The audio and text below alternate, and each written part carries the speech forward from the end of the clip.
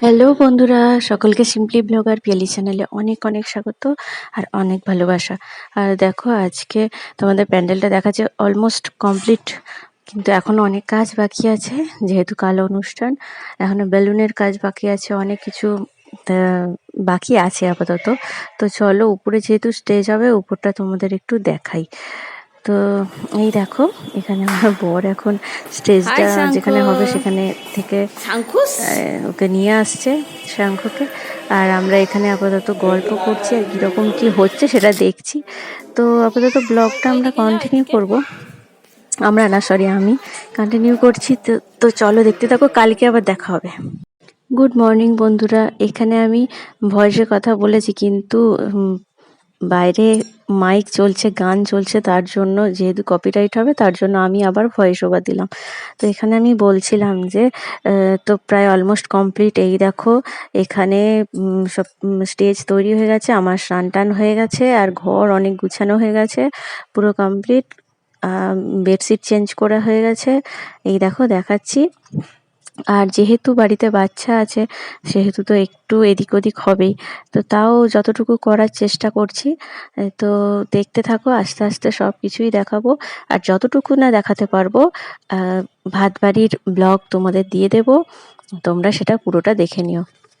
ভাত বাড়ির ব্লগ মানে, সরি, মানে এই যে রাইস সেরেমনির যে, মানে ভাত বাড়ির যে ভিডিও ফটোগ্রাফি করবে, সেটা তোমাদের শেয়ার করব। তো দেখো, এখানে আমি আবার শাড়ি পরে নিয়েছি আর মেয়েকে রেডি করছি, কিন্তু মেয়ে সকাল থেকে কিছু খেতে চাইছে না। এই দেখো এখানে কিরকম সাজানো হয়েছে বলো তো, তোমরা আস্তে আস্তে দেখতে থাকো কিরকম লাগছে।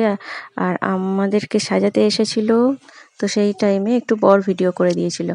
আর এইখানে দেখো, সকলে চলে এসছে, আমার বড়দি, মেজদি আসেনি, যেহেতু মেজদি প্রেগনেন্ট ছিল। আর এখানে সমস্ত রিলেটিভরা চলে এসছে। আর আমাকে সেজেগুজে কেমন লাগছে জানিও তো, দেখো কেমন লাগছে। আর ছোট্ট করে তোমাদের আজকে ভিডিও করতে পারছি না, তাও ছোট্ট ছোট্ট করে ভিডিও করছি। এই দেখো, ওকে এখন এখানে ভাত খাওয়ানো হচ্ছে, ওর মামা এখানে ভাত খাওয়াচ্ছে। আর এই সমস্ত কিছু ব্লগ এখন ছোট করে দেখে নাও, আর তোমাদেরকে পরে ভিডিওগ্রাফিটা শেয়ার করব।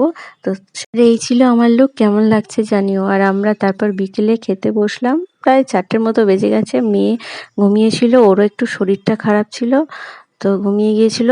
তারপর উঠলো, উঠে আমাদের সাথে খেতে বসেছিল। ও সারাদিন কিছুই খায়নি, সারাদিন সকাল থেকে কিচ্ছু খায়নি, মানে একটু সর্দি করেছিল, একটু জ্বর জ্বর ছিল।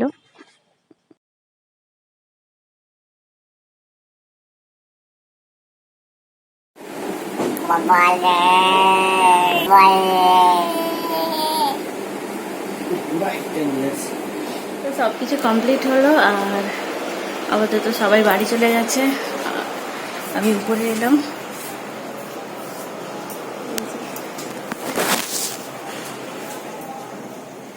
ড্রেস চেঞ্জ করলাম, এবার আমার মেয়েকে একটু খাওয়াবো।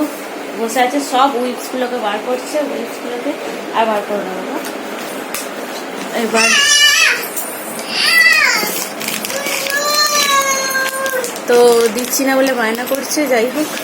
তো চলো, আবার পরে কথা হচ্ছে। আর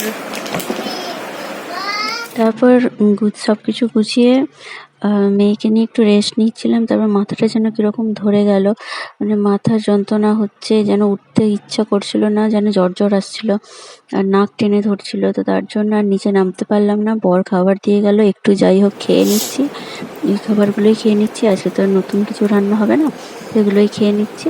আর মেয়েরও শরীরটা খুব খারাপ, তো ঘুমিয়ে পড়েছে। তো চলো, এখানে tata, bye bye, good night.